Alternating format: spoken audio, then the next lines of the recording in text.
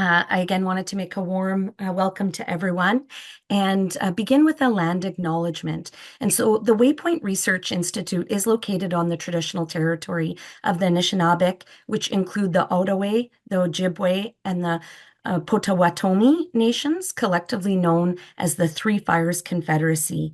The Haudenosaunee, or the Six Nations Mohawk for the Wata community, Huron, Wendat, and Métis people. We do acknowledge and affirm our commitment to improving relationships between nations and to improving equity for Indigenous communities residing within the Central North region of Ontario.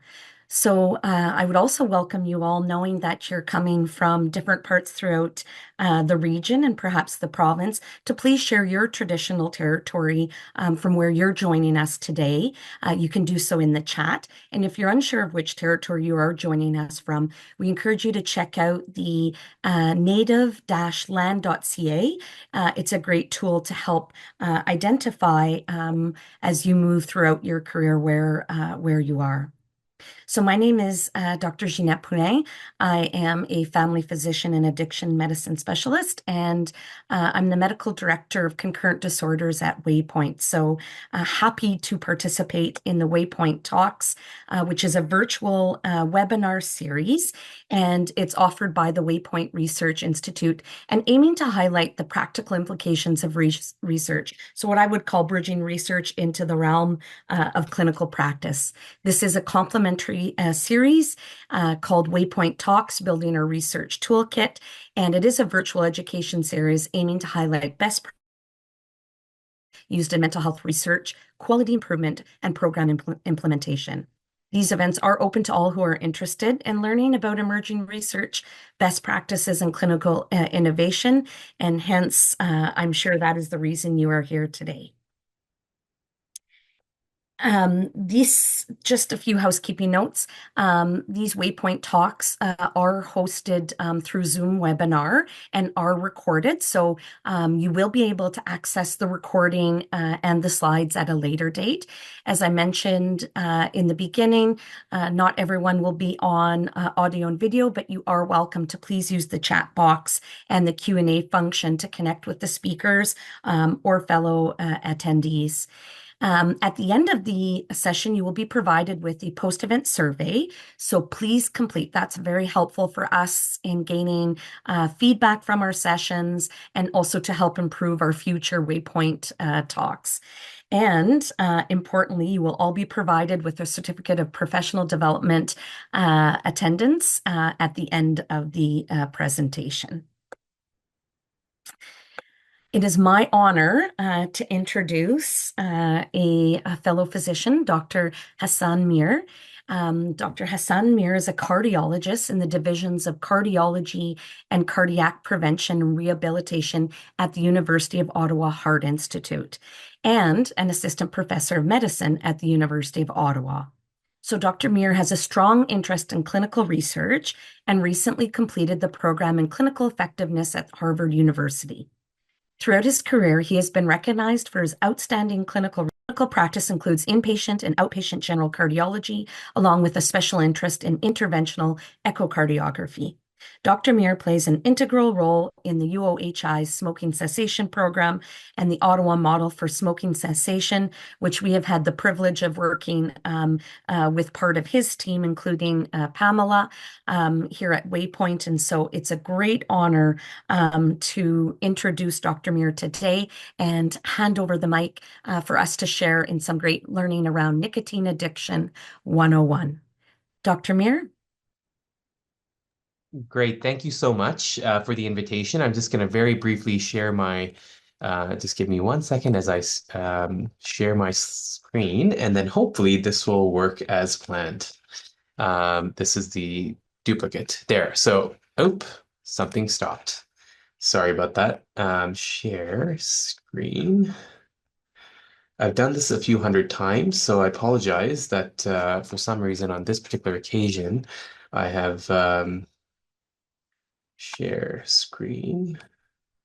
Dr. Mir, I always say, no matter how many times we do this, there's always something with technology we learn each time. So we had a little bit of a glitch earlier too.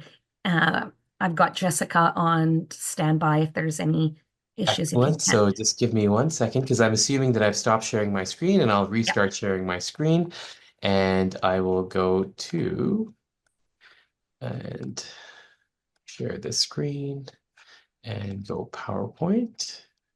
You are in. Duplicate, sorry, swap. So hopefully you can see my actual slides. Sometimes, because I have two screens, it automatically puts up a duplicate with notes, which frankly, this is stuff that's very near and dear to my heart, so certainly not required. So thank you so much for the kind introduction and also for the invitation to present to you about nicotine addiction and smoking cessation. I've provided my contact information there. And if you have any questions, please feel free to reach out at any point and would, of course, be happy to connect. In general, and just some disclosures here, I have some grants from various organizations, but no funding from tobacco, vaping, or pharmaceutical industry, and no interaction in that direction. So we'll start off with a little bit of a review, and then we'll get into some of the important aspects of nicotine addiction specifically and its treatment. But we'll start off a little bit with the background, and I think this will be a review for all of you at this point. But we know that smoking is a leading cause of death and disability. Over half of people that smoke will pass away from a tobacco-related illness, and people that smoke have at least 10-year shorter life expectancy, and in some studies up to 12 to 15-year shorter life expectancy. And we also know that those that smoke are increased likelihood of hospitalization, utilization of resources, et cetera, et cetera. This is not something that's new. We've known about this for many, many years. And this is a study that was published in the British Medical Journal back in the 1950s by Richard Dole and Bradford Hill. And this was one of the first landmark study published in one of the most reputable journals.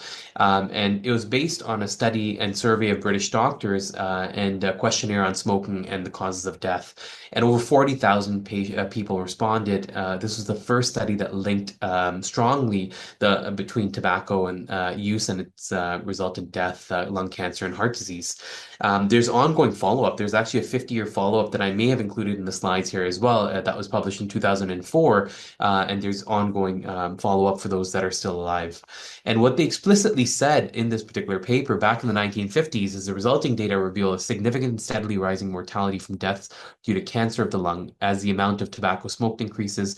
There's also a rise in mortality from deaths attributed to coronary thrombosis as the amount smoked increased. So again, this is like 75 years ago. The reality is over that time frame, we've realized that actually you could pick any aspect or organ of the heart, and smoking is going to make that worse.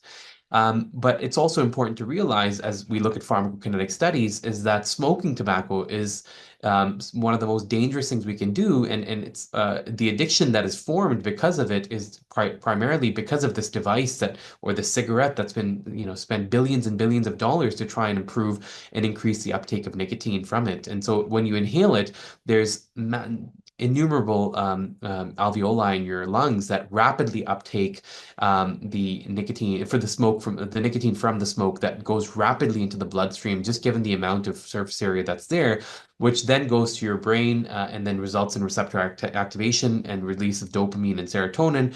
This gives the feeling of pleasure and calm that many people describe when they're using nicotine. And just to show you the difference, this is within the first 5 minutes, it's peaking, whereas when you're using things like oral product, again, it's quite high. It stays quite high throughout, but it's a little bit slower in terms of onset. Same thing with chewing tobacco and nicotine gum, even longer and a smaller peak. And it's meant to just be an additive. It's not meant to try to give them the rush, more so just to manage the cravings that may occur. As we think about nicotine addiction, though, this is from the Clinical Practice Guideline that was published in 2008. I still have literally this book sitting on my shelf here. It was a very nice summary of all that is related to nicotine, and we actually have our own practice update and guideline coming out very shortly in the coming months. But what they stated was it is difficult to identify any other condition that presents such a mix of lethality, prevalence, and neglect, despite effective and readily available interventions. And as we think about smoking cessation, and I literally say this to all of the residents and trainees that I come across, including the other colleagues that we work with, really, certainly amongst adults, there is nothing more powerful than preventive intervention in clinical practice than smoking cessation. And I say this as somebody who's spent additional time, not just in public health, but having done fellowship training in cardiovascular prevention and rehabilitation, people are often shocked to hear that if somebody is smoking and have a heart attack, all of the usual drugs that we use for them to help them avoid a future heart attack are not as effective as it would be just to get them to quit smoking. Smoking cessation can reduce your risk of a future heart attack by 50% compared to those that continue to smoke. This is what I had alluded to earlier in terms of the British doctor study. So this is a 50-year follow-up for them. And I show these two slides just to kind of, this one and the next one, to emphasize two specific points. Looking at this particular graph, so on the y-axis, you'll have the age, and on the x-axis, you have time, or, over time, like what's happening. And the blue line is people that continue to smoke. The percentage of survivals on the y-axis, the age is as you go to the right. And what you see on the blue line is cigarette smokers. The red line is those that don't smoke, and the dashed line is people that were smoking and then ended up quitting by a particular age. So in this first image here, 25 to 34 is when they quit. In this bottom one, 35 to 44. So you see the dashed line, if you quit between the age of 25 and 34, it's like you never smoked and you have no change in your life expectancy. When you move down and quit between the age of 35 and 44, and this is again with 40,000 patients that are followed for 50 years or so, you see that they still gain 90% of their life expectancy back. So the dashed line is still very close to non-smokers. As you increase the duration of smoking, so now you're getting into 45 to 54, you've been smoking, but you quit, you're still gaining about half of your life expectancy back. You're still not the same as somebody who continues to smoke after this particular point. And then last but not least, if you had somebody who quit between the age of 55 and 64, again, they're 3 years in terms of life expectancy saved, which is still significantly higher than those that are continuing to smoke. And I show this because what I say is, the sooner you can quit, the better. However, it's never too late to quit. And you see that even if you quit in your 60s, you can still gain several life years back, not to mention and not to say anything about the fact that you also gain significant quality of life metrics. There's a study published about a month ago in the American Journal of Medicine where they looked at patients that quit in their 70s and they found that they still gain at least a year of life back compared to those that continue to smoke. So it's just to say that really we should be talking to all of our patients, irrespective of age, to try to get them to quit smoking. This was also confirmed in a New England Journal publication by a colleague, Dr. Jha, who is at the University of Toronto, and they had done a study of 200,000 patients in the US and found that those that quit by the age of 40 had 90% of their life expectancy gained back compared to those that continue to smoke. So, smoking is the worst thing somebody can do if they're smoking. Quitting is the best thing they can do for their health, quality, and quantity of life. And we see that it's the earlier you can quit, the better. But even if you're if you're in your 60s or so, it's still beneficial. So one thing that I adapted from Dr. Pipe, who many of you may know, and is somebody who founded the Ottawa Model for Smoking Cessation, and he had this idea of these zombies of smoking cessation, which are misconceptions that just don't die off. And the first is that smoking is a habit, as opposed to recognizing that this is a complex, chronic issue, illness that they're dealing with, both from a physiological standpoint, from a psychological standpoint, from a socioeconomic standpoint, multidisciplinary, multi-pronged issues that exist relating to smoking.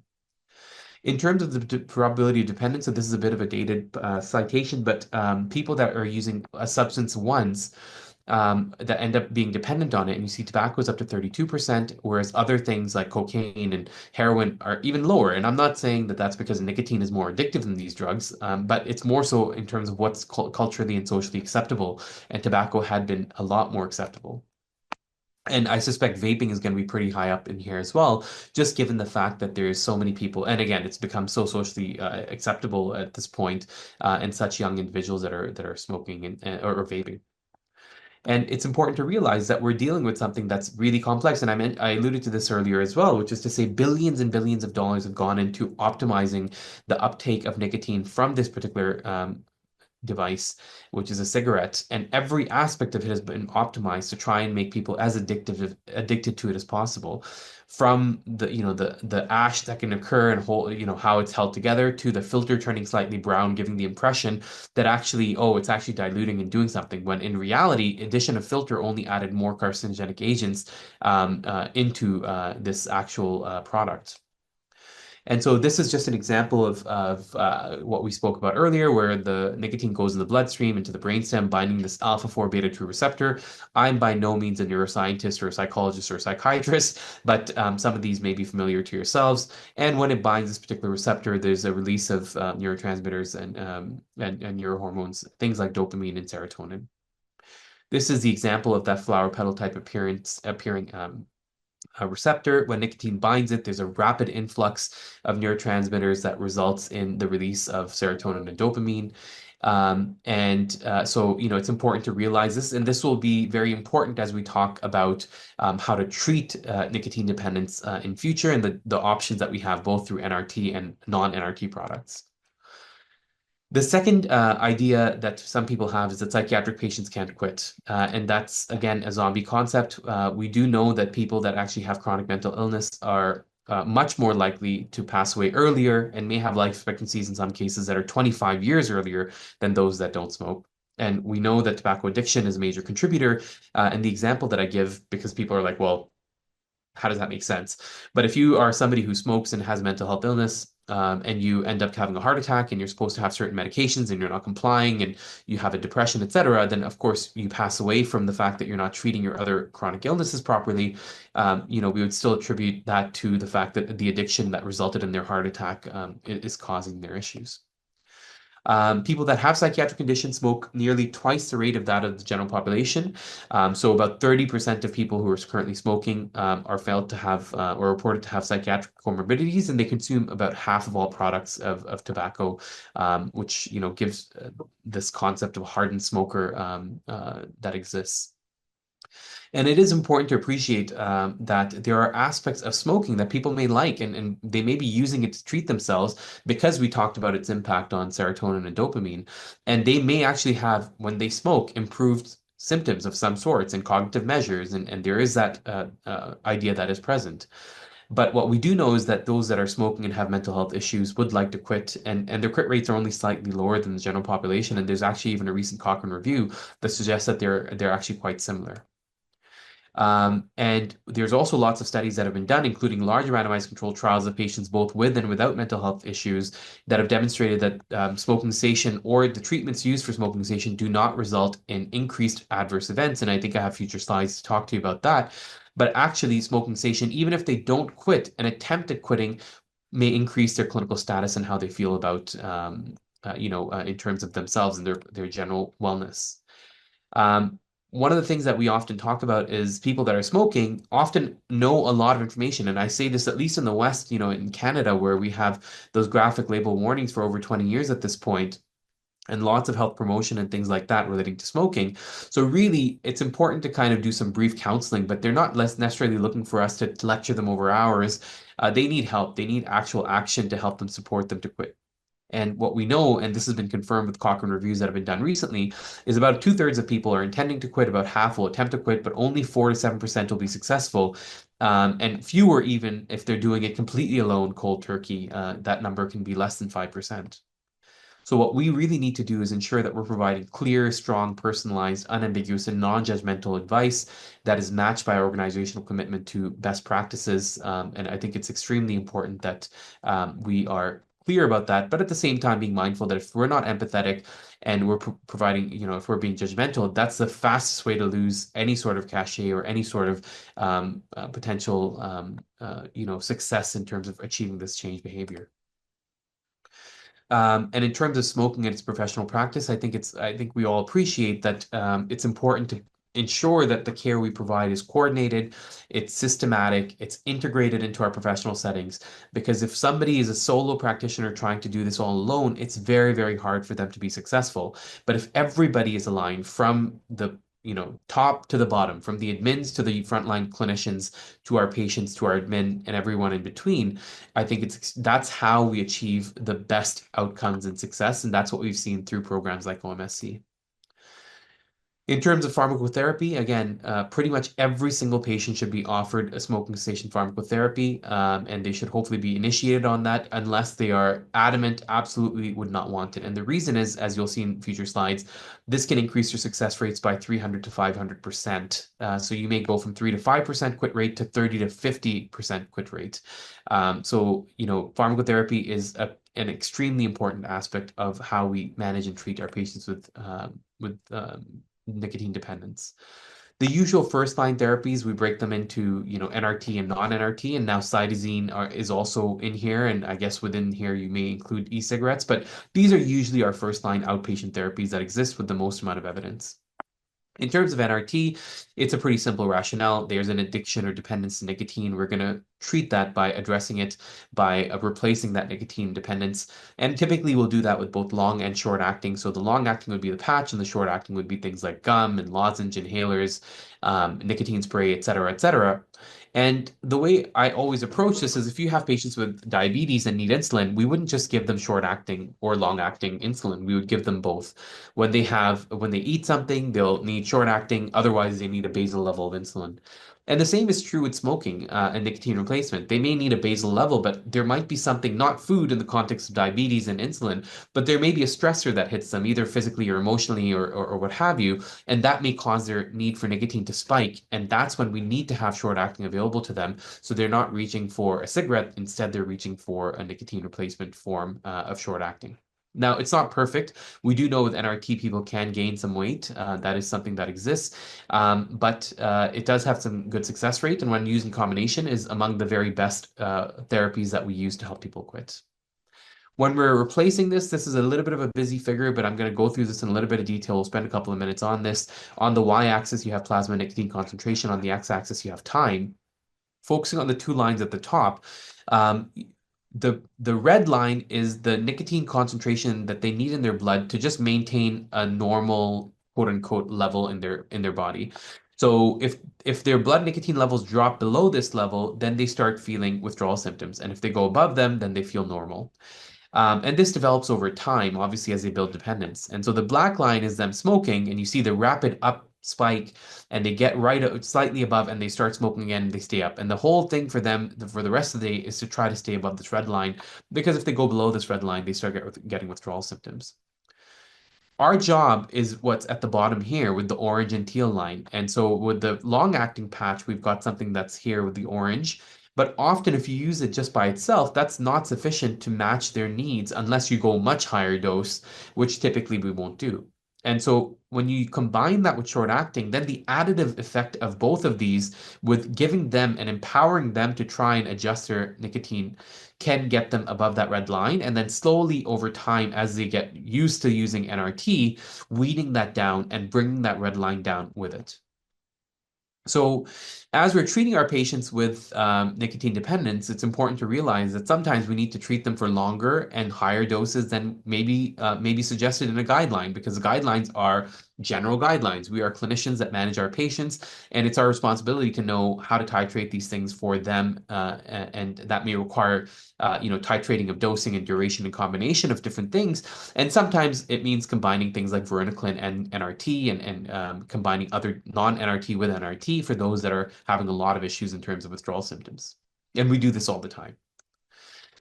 Another thing just to keep in mind is that as people are looking to reduce or quit, nicotine does affect your caffeine metabolism, which means that so many smokers will drink 5 to 10 cups of coffee a day. And it's because the nicotine will actually metabolize caffeine, so they won't feel the same jitteriness of drinking 5 to 10 coffees a day. And when they quit, it may actually drastically increase the amount of caffeine in their bloodstream and cause them the feeling of hypercaffeination. So often when somebody's looking to quit, we often will tell them you should consider reducing your intake to about a quarter or a half, or switch entirely to decaf.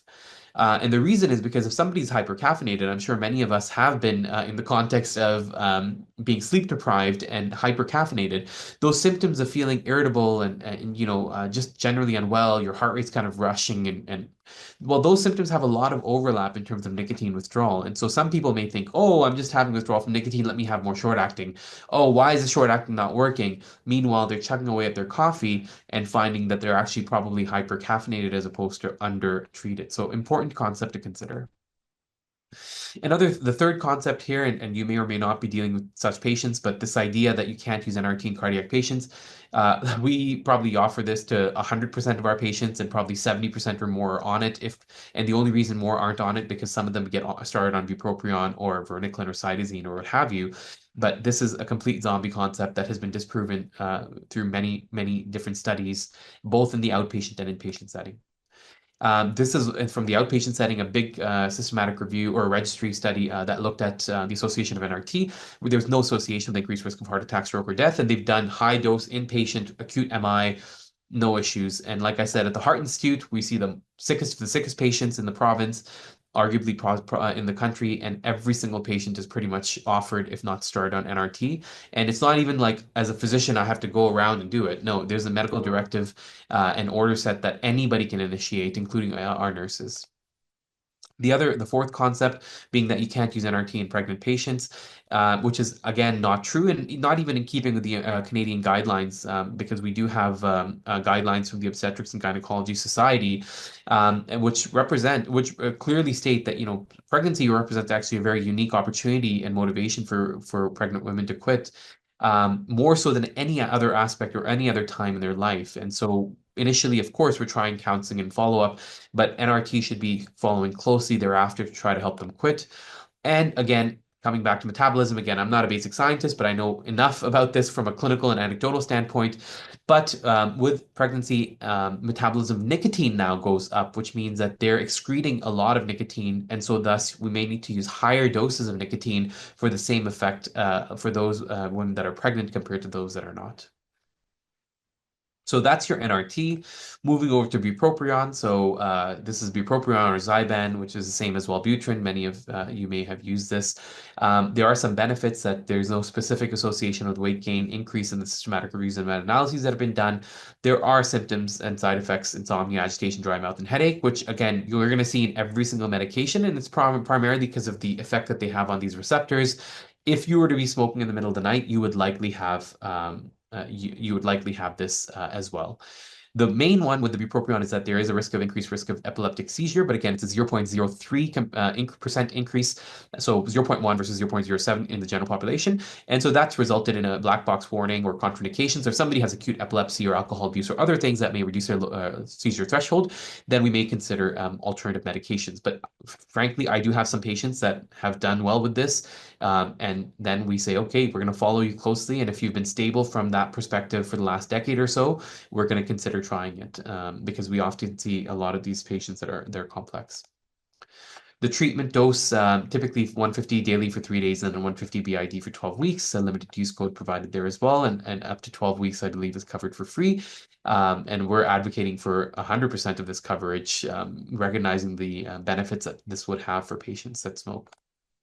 We typically will start 1 week before the target quit rate. And just like with other antidepressant or anti-anxiety medications, if they're not successful within the first 6 weeks or so, then we may consider alternative treatments. But if they are significant, then we consider maintenance for them as well. This is looking at the relative success, and you see when you combine bupropion with the patch, it's actually more successful certainly than placebo, but even either of them by themselves. And this is just a solo nicotine at 10%. If you were to use combination NRT, it would probably be up here at 30% or more, as you'll see in a future slide. What about varenicline? So varenicline works in the manner that it goes and binds the same alpha-4 beta-2 receptor. It's a partial agonist, meaning it goes and binds and activates it. But also you could think of it as an antagonist because it doesn't allow nicotine, even if they smoke, it doesn't let it bind this particular receptor. It addresses the neurochemistry specifically of the addiction because of the fact that it's binding this receptor. And again, this binds and stays bound to that. So even if you smoke, it doesn't result in that influx, the rapid influx that you'd expect, because this receptor just gets activated constantly. And so there's almost like hemostasis that develops between them. Benefits, again, no weight gain. The biggest one is vivid dreams. A lot of people will report very vivid dreams.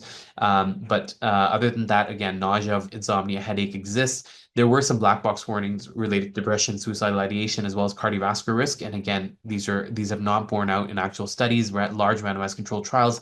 This drug is completely safe in these patients. It's actually the preferred drug now among cardiovascular patients based on the EVITA study led by Dr. Mark Eisenberg and the group at the Jewish General and McGill in Montreal. And we are actively actually currently doing a study of varenicline plus e-cigarette versus varenicline for patients post-ACS. So acute coronary syndrome. The only real contraindication to offer this is if they have an allergy. Otherwise, we would at least try it. And if they have severe, vivid dreams that they just absolutely can't take, then we may consider trying another alternative treatment option. 0.5, and usually this is just a blister pack, so you can say varenicline for smoking cessation, and often that's sufficient for the pharmacist to know the exact dosing. Usually, again, starting about 1 to 2 weeks before quit date, and a limited use code that's provided. That's the same as bupropion at 423, providing up to 12 weeks free of coverage. And again, this concept that it provides or results in psychiatric issues. The Eagle study is the largest study that's evaluated this with over 8,000 patients published in the Lancet, which is, again, one of the top three journals in the world, arguably the number one journal in the world. And this was a study that looked at patients being randomized with either having a history of psychiatric illnesses, which is a table at the bottom, or with no history of psychiatric illnesses, and seeing does that result in them having increased issues with neuropsychiatric symptoms, any or severe. And you see that whether bupropion, varenicline, bupropion, RT, or placebo, there's no significant difference in any adverse events or the severe adverse events in the patients that have psychiatric issues or do not have psychiatric issues. So this is really a landmark trial that says we can use these drugs safely without any particular issues. And they did a similar analysis among those that had cardiac issues and found that there was no significant increased risk by using these products among those that have cardiac issues. So again, that's been confirmed there as well. In terms of relative effectiveness, and these numbers are the numbers and relative effectiveness is still similar, but now there's a new Cochrane review and meta-analysis that's been updated with 150 studies or so. Actually, it might have been even 300 studies, 150,000 patients. That's kind of what we have in our clinical practice guideline that's coming out. But the long and short is that the relative effectiveness are still pretty similar. So the varenicline's about 3 times increase your likelihood of quitting compared to placebo, bupropion about 2 times, and patch and gum with combination about 3.5 times. And that converts to about a success rate of about 33% with varenicline, 25% or so with bupropion, and about 37% with patch or gum. So, if we had a first line, then typically we say either varenicline or combination NRT are your first line. And if you try one and that's not helpful, you move over to the other. And then if not, then now we will have likely more first line agents, including cytosine, which is very similar to varenicline in terms of effectiveness, but less harmful or less side effects. And I may or may not have added slides because there's too many slides already in this presentation, but would happily take questions if you have them. This is a dosing summary. I think many of you may have order sets that you can use. If not with your own organization, then certainly through OMSC. And it tells you exactly what you should be ordering. So about 1 milligram per cigarette smoked for the long acting, and then short acting as needed. And then the bupropion varenicline dose is provided. So I guess I did plan to speak about cytosine. So cytosine is it's from the leaves of this particular tree. It's a natural health product that's available. It's plant-based, selective agonist. So again, same way that the varenicline acts, it works to agonize the nicotinic acetylcholine receptor. It's been available in the Eastern European countries for like 50 years. It's naturally grown, inexpensive, approved as a natural health product in Canada. So you can go to a natural health store and purchase it if you'd like. It's effective. It's got a complex dosing originally, but now it's been being studied in simplified dosing. And there are global implications in terms of its cost effectiveness going forward. So it is, as I said, over the counter. And in Canada, there's different products now, but the original one was Crave, and that's what I've put up there. I obviously don't have any association with this particular product or company, but have used it before. This was actually published in CMAJ back in 2018, and CMAJ probably the top journal, if not the most top journal in Canada, and they had published a 5 things to know about cytosine, and what they stated was that it mimics the effects of nicotine, it's not a new drug, effective for smoking cessation, available in Canada without prescription, and is cost effective. And this was a complex dosing, which I think is one of the main reasons that it hasn't really taken off in the West. but they would start off with one capsule every 2 hours, then 2.5 hours, then 3 hours, then 5 hours, and then 1 to 2 capsules a day. But the reality is that it's a lot of titration, a lot of multiple pills that people don't really feel comfortable taking. But the good thing was that the cost of that treatment, which was still somewhat similar to Varenicline, was like a sixth of the cost. And so from the funding agencies, there's a huge push to try and use more cytosine. But now there is a simplified dose that's been studied in a randomized controlled trial multiple times now using cytosine 3 milligrams, so 2 tablets 3 times a day. So it still hits that max. And using that for 12 weeks or 6 weeks and finding that it's actually quite effective for that particular purpose. There's even a Cochrane review that combines cytosine and varenicline together. And just to summarize it, that it found that it's more effective than placebo and NRT, similar to varenicline, more side effects than placebo or NRT, but less compared to varenicline. And again, obviously, there's a balance that we have to play, and that this new simplified dose of 3 milligrams 3 times a day may offer a unique opportunity for increased uptake going forward. So as I said, just to summarize, and I think I speak a little bit about the OMSC program in a second, but thinking about smoking cessation, just as a reminder that this is the single most important preventative intervention that we can offer, and really we need to recognize that and then treat it with the same level of aggression or same level of intensity as we do with other things, right? Like I think sometimes we're a bit too passive in terms of how we address smoking, not recognizing that, we wouldn't necessarily do so if we had a 20-year-old with a blood pressure of 250, we wouldn't be as passive about it. So I think we need to be more uh, direct in terms of our intervention for smoking cessation. And that is a fundamental responsibility of every practitioner that sees any patients that might be smoking. But that does require transformation of both the patient care, the professional behaviors, as well as the institutional practices to ensure that it's not siloed, but instead we're working together as a team to provide this care. And that's, I think, where the Ottawa model approach comes in. And this is the biggest and most studied systematic approach that exists. The Ottawa model, which is a simple, systematic, step-by-step coordinated approach for addressing tobacco use in healthcare settings. I'm not going to go into this in detail, but in short, it's combining practice change processes with evidence-based clinical tools and protocols. And it's a multi-step process that sites go through. The crux of it, the 5 pillars really is that we want every single patient that walks in through the door to be identified. We want to document their smoking status. We want to provide strategic advice. It can be brief if we're in busy clinics or what have you.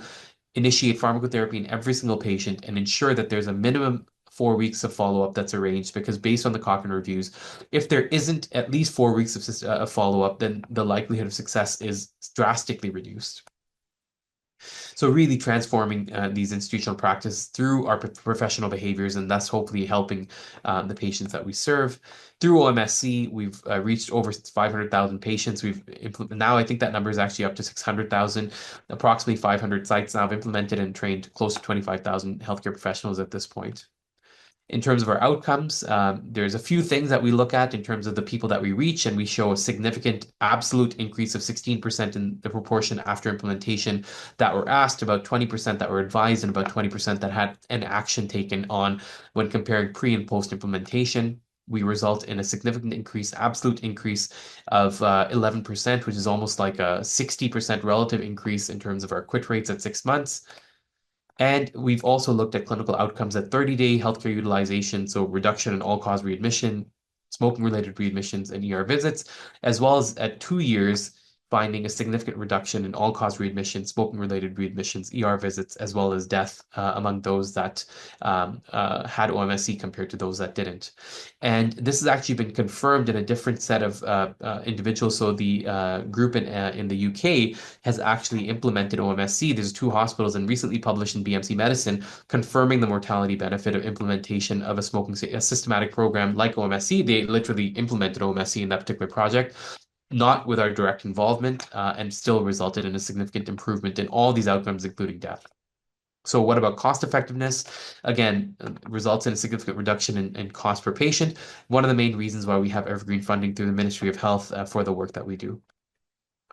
They also, Ontario Health, separate from us, actually did an evaluation as well last year, or actually it might have been earlier this year. When was it? 2023, sorry, last year. And they looked at about 10,000 patients that were going through low-dose CT lung cancer screening in Ontario, and looked at different models that exist. So they had us, they had STOP, they had other ones. So this is almost 8,000 patients, and the quit rates are about 15% of the total sample. OMSC quit rates are about double that of any other program that was implemented in their study. Increased number of mean attempts. Cigarette smokes were significantly lower. Heaviness of smoking index significantly lower. Increased time for cigarette. And again, we're at 20%. Other programs are about 10% in terms of success rate at 1 year.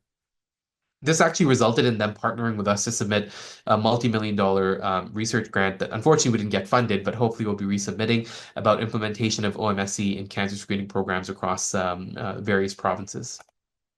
So really, our goal is to try and have the biggest impact. Well, that is the effectiveness. So making sure that we're as effective as possible and increasing our reach. And effectiveness wise, we have multiple randomized controlled trials. I think we have about 7 randomized controlled trials underway to test different things, whether it's different approaches using smartphone applications, looking at different drug types, GLP-1, like semaglutide, et cetera. So we've got various different ideas there. But how do we reach more patients? And so this is a study that we had done looking at opt-out as the approach. And just to summarize, what we did was in a colorectal clinic, done a pre-post study over the course of 16 months and implemented OMSC. And pre-intervention was about 100 patients or so, 16% of whom were smoking. Less than 10% were asked about their smoking status. Nobody was offered treatment and nobody ended up quitting. After OMSC implementation, which is now 12 months, you see that about 1,200 patients, 14% were smoking. Now 86% were asked, 59% were referred to follow-up, and then quit rates of people went to 24% at 1 month, 23% at 3 months, and about 20% at 6 months. So a significant improvement and resulted in ongoing support to implement smoking cessation in that particular clinic. So really, in terms of things that I really hope that you can take away from this talk, and I kind of alluded to a little bit earlier, but we should be taking this away from this talk, which is that we should be treating smoking cessation in exactly the same way that we manage any other major risk factor for cardiovascular disease, if that's what you're managing, or any other major risk factor for the main things that you manage. And we should be treating it with medications in the same way we'd manage cardiac medications or, the medications you manage for your patients. And again, I use the example of the hypertension patient. I oversee the hypertension program at the Heart Institute. And if somebody has a 20-year-old with a blood pressure of 240, they're not asking them, hey, I would like to start you, your blood pressure is really high. I would like to treat you. Would you be open to a medication? Would you be open to a referral? I'm not going to do that. I'm going to say, the hypertension you have is extremely dangerous and probably going to be the number one reason why you're, going to have adverse events. We need to treat it. I'm going to start you on medications that treat this. I'm going to refer you to the specialists that are going to work this up for you and figure out what the cause is, or to treat you in a way that goes beyond my expertise or my ability to do it on a timely manner, right? So we should, in the same way, be managing, referring, patients that smoke because this is a complex, multi-pronged issue that clearly there are specialists that do this day in, day out and should be engaged. So with that, I welcome any questions. My email is there. I'll put that in the chat as well. But otherwise, I will go off share screen so I can see all of you guys. Thank you so much, Dr. Muir, for that lovely and very informative presentation. As an addiction medicine physician, it's music to my ears hearing you talk about that non-judgmental approach to care. And before we get started in the Q&A, I myself have a question hoping that you can elaborate on. So I love your zombie analogy, and I think often we're zombies as society more than we would like to be. And particularly when I think about our youth and the vaping and substantial increases there, I know that as we've been working with your team here at Waypoint at implementing some of the Ottawa model for smoking cessation have come up around vaping, how to assess that, how to address those. I'm wondering from your experience in both the research and clinical component, if you can maybe give some tidbits to the team or to everyone out on the session today. Yeah, absolutely. So Definitely one of the biggest concerns that we're noticing right now is vaping for various reasons, right? So number one, the majority of people that are vaping are using it for recreational purposes and they're not using it for smoking cessation as has been pitched by the vaping industry, which obviously is all owned by the tobacco industry. So our biggest concern is that you're getting massive amounts of nicotine addiction and dependence that's developing amongst especially youth and young adults who have the developing brains and are affected by the effect of nicotine. And so that's the first piece. The second piece is that actually there's studies that have been done, actually multiple studies to such a degree that there's systematic reviews and meta-analyses on this, that there's a 300 to 400% likelihood of somebody that's using e-cigarettes has never used any tobacco before that goes on to try tobacco in the next year. So if we think about the fact that the majority of people that are using this are youth and young adult and are using massive amounts of nicotine and 300 to 500% increase in the likelihood of them going, well, the tobacco industry loves this because now you've got new clients. We've finally been able to get the numbers down for people that smoke, but this will create a massive wave of people that will go back and start smoking. The other thing that people don't realize is that I had a patient, I use this example often. I'm actually seeing her in clinic this week, and she was like a 35-year-old lady that was referred to me for just palpitations and things like that. And on my social history, I asked her about her smoking status, and she said, oh, she quit. And I was like, oh my God, that's amazing. So she's like, I used to smoke 3 to 4 cigarettes a day, and then I used e-cigarettes because I heard that that could help me quit. And so now I use e-cigarettes instead, and in future I'd like to quit. And I was like, okay, just go through this exercise with me for a second. What's the concentration of the e-cigarette that you're using? And she's like 12 milligrams per milliliter. And I was like, okay, well, how many milliliters do you smoke or vape per day? And she said 3 to 4. So I'm like, okay, so you went from 3 to 4 milligrams of nicotine to 48 milligrams of nicotine, right? Now, I didn't present this yet, but the effectiveness of something like e-cigarettes is very similar to varenicline or combination NRT for smoking cessation, which sucks. Excuse my language, but I mean 25% to 30% of people quit. 70% of people continue to smoke. Well, what will happen when somebody who used e-cigarettes and used massive amounts of nicotine relapses? They're not going to go back to the same number of cigarettes that they used, right? And there's even a randomized controlled trial that looked at just giving e-cigarettes to people without them being smokers who are interested in quitting and wanting to use e-cigarettes to quit. They just gave people e-cigarettes to say, oh, maybe this will just naturally result in them moving over. And they found that the mean number of cigarettes smoked went from 20 to 30 when co-use of e-cigarettes occurred. So I think I think we all understand this is a major, major problem. In terms of how we're addressing it, so we have a randomized controlled trial that's about 200 patients. We've got multiple grants to support this to test the usage of nicotine replacement therapy for vaping cessation now. That's never been done before, short of like 20 patient studies. We have another study that we're doing looking at a upcoming randomized controlled trial, placebo controlled. Hopefully, that we will look at varenicline, cytosine, plus or minus bupropion against placebo, like the Eagle study for vaping cessation. There are some studies that have come out recently that have shown that and we have a systematic review that's currently in revision, hopefully will be published before the end of the year, that's showing that pharmacotherapy or drugs can be effective for vaping cessation. So things like varenicline and cytosine have a couple of randomized controlled trials that have been published in the last 6 months. NRT, very small studies, so we can't really say, but it makes sense, right? Like if we're using biological plausibility, it makes sense that they've gotten addiction to nicotine. So what we typically do is get a sense of their concentration and the amount that they vape, and then tell them over the next week to use as little or minimal amount to manage their addiction. And then, in our study, we had some people that had over 100 milligrams of nicotine, which is the equivalent of 100 cigarettes per day. But then we tell them to reduce it, and they got down to 80 milligrams. And then we started treating with 2 patches a day and lots of short acting, and then titrating accordingly. So what we've started to do as our protocol is to get a sense of how much nicotine they're using at the minimum amount that they're using. Start with NRT, and then using lots of short acting because honestly I think short acting is probably going to be much more successful than a patch, especially in the populations that we're dealing with, which are younger, and providing counseling on nicotine dependence as we do for other situations as well.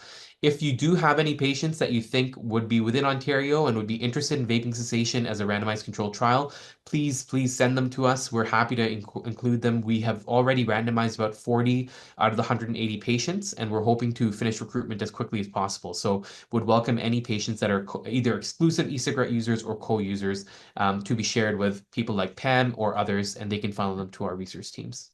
Amazing. Thank you, Dr. Meir.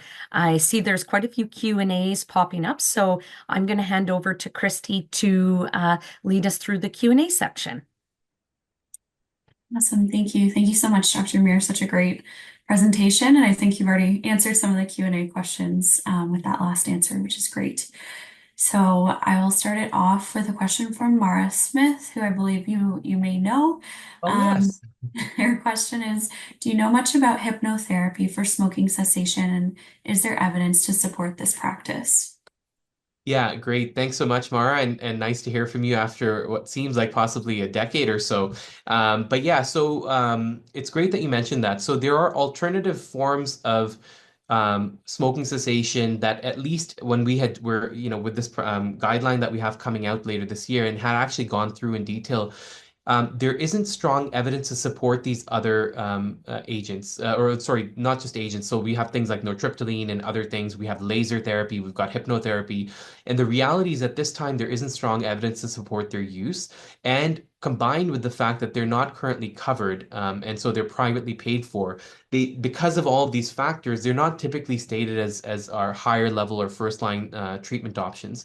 However, I think if somebody's tried all the pharmaceutical therapies and counseling, or is like, I will absolutely never go on pharmaceuticals.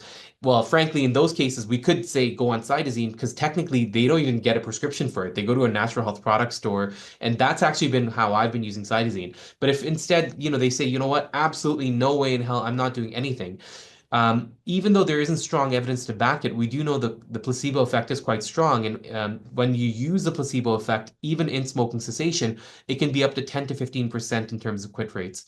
And so I would say it's not within our first line. There isn't strong evidence to support it. But if it's like, if you're in your fifth line for your patients that absolutely have tried everything else and just cannot be successful, then I would consider discussing it. Because again, as I say, there's nothing worse that they can do for themselves than smoking, and we want them to quit, any means necessary. Great. Thank you so much. The next question is around the current evidence for NRT for adolescents. Yeah, so I've had to deal with this head on actually because we have some randomized controlled trials, especially including the vaping cessation study, where we really, really, really, really, really wanted to include those that were 12 and over. And that was actually in our initial grant submissions, and because we wanted to use NRT. So NRT in the smoking cessation world for adolescents is being used all the time, and we have partners in CHIO as well in McGill. Nicholas Chatty has come and presented at our conference often, and we use NRT as we would with adults. So yes, we use it, and there's evidence to support that. But the issue is in vaping because it's so it is used off-label, right? So we're using it off-label just like we use it technically off-label in pregnant women. It's not like they have like an indication for pregnant women, but we still are replacing an addiction to nicotine and with the substance that they're addicted to. So yes, we use it in adolescents if needed. It is off-label, just like we use off-label longer duration or higher doses for patients as needed. As clinicians, it's our responsibility to use the evidence available to us and then decide, can I apply this to the patient in front of me? And we know that all the studies in the world won't necessarily test or be done in a patient like the one in front of me. So our job as clinicians is to really take that evidence and apply it to our patients.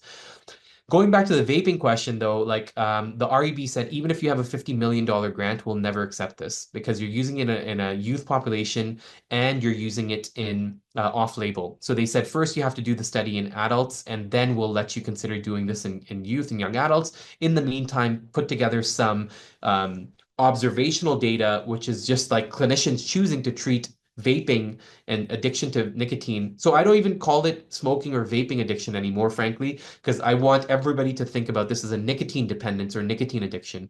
And so I treat any patient that comes in front of me with nicotine dependence, typically with combination NRT first. And so they said, put some of that data together to say this was safe when used in 100 patients as a clinical thing, but we won't let you do it as a study until you have some of that background data. So yeah, hopefully that addresses it and adds a little bit more context for vaping. That's great. Thank you. There's a question in the chat. Just compare marijuana smoke to tobacco smoke and some of the similar harmful outcomes associated with both. So why do health practitioners generally not have a similar approach when trying to reduce marijuana smoking or vaping as with tobacco cessation? Excellent question. And I actually gave a talk about 3 months ago. There's the Toronto Ottawa Heart Summit and the CAPCAR, which is like the Canadian Association of Cardiac Prevention and Rehabilitation, and they had a combined meeting. And I presented on the adverse effects of marijuana, especially when smoked. And there's increased risk of arrhythmias, increased risk of heart attacks, increased risk of heart failure. And but the issue is that number one, these are observational studies. Nobody's ever randomized to, hey, you smoke marijuana and you don't. So we are relying on observational studies. And you know what's sad slash funny at the same time is the federal government has actually come to us and said, and the provincial government as well, and said, hey, you guys have so many people. We see about 20,000 patients per year in Ontario alone and about 40,000 across Canada. And they said, hey, why don't you guys test the effects of marijuana? And I'm like, do you mean the fact that you guys legalized 6 years ago and now whoever was going to use marijuana is using it? And so are you suggesting I randomize people to getting marijuana versus no marijuana? And like, no, no, no, we can't do that. So I'm like, well, the people that are already using it clearly are not the same baseline human beings and in terms of their actions and activities as somebody who doesn't use it. So the horse is a little bit out of the barn, but what we can do is these retrospective studies, recognizing the unknown confounders that may exist. Somebody that might use marijuana may also smoke, may also have lots of other problems, lots of other issues, lots of other secondary diagnoses, and you can only correct for the things that were collected by the researchers in the data set that they looked at, right? So, um, however, there's a couple of things that I will say from a management standpoint and also from a counseling standpoint. So number one, what I tell my patients is you could be forget marijuana smoke, forget the tobacco smoke. You could be smoking anything, inhaling anything. You could be inhaling pollution, forest fires, whatever. We know that anything that's inhaled can go and damage your lungs, which then results in increased, need to correct or fix those errors. And when those go wrong, that can result in lung cancer. And we can tell based on lots and lots of studies that have been done that pollution is actually a direct cause of death, heart disease, and cancer. So I use the same example. Smoking anything, inhaling anything can be harmful to your health. So we tell everybody that you should not be smoking anything. If you need to use THC or have you or CBD, you should for whatever indication you're using it. And I'm not an expert in that. I'm a cardiologist. However, if you have that, then you should preferentially use them in edibles and not smoked. In terms of tobacco cannabis use disorder, the reason we often, at least at OMSC, and I oversee the overall strategy and everything from that perspective, we haven't delved into that aspect because the drugs that are used for cannabis use disorder they're not the same, right? Our people, our nurses people don't necessarily feel comfortable using those, and many of them are prescription drugs as opposed to NRT, which is over the counter, as opposed to cytosine, which is over the counter. So we often, if varenicline or cytosine to be done, then they use my medical director where I see them. So a lot of those drugs for cannabis use disorder are pharmacotherapy. So I think there's a lack of comfort in that. What we are doing from our level is to understand, hey, how many people are using cannabis and co-using cannabis? What we do know is co-use of cannabis can result in harder success or lower success in quitting smoking because some people use tobacco in their marijuana, it's like their joint itself. So really, from our perspective, we discourage the use of either, and certainly tell them not to smoke it. But again, there's nothing worse that somebody can do than smoking tobacco. And so our focus often is let's reduce harm in the best way possible, while at the same time trying to reduce the likelihood of relapse. So I completely agree. I think we need more work in this area, both from the harms, but also in terms of the treatment and management and follow-up. But I do think that the motivational interviewing skills that are used for smoking cessation or nicotine dependence can also be applied to tobacco use and tobacco dependence. Oh, sorry, cannabis dependence. Great, thank you. Very comprehensive. I'm seeing one last question here. So, any thoughts on Zonic nicotine pouches and then just complimenting you on a great presentation?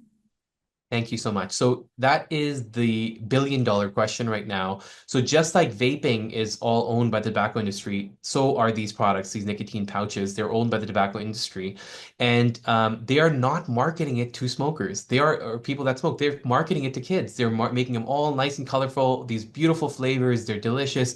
They're discreet. Nobody needs to know you're using them. And again, their focus seems to be that they're using them to try and get more people addicted to nicotine, who then will go on to smoke.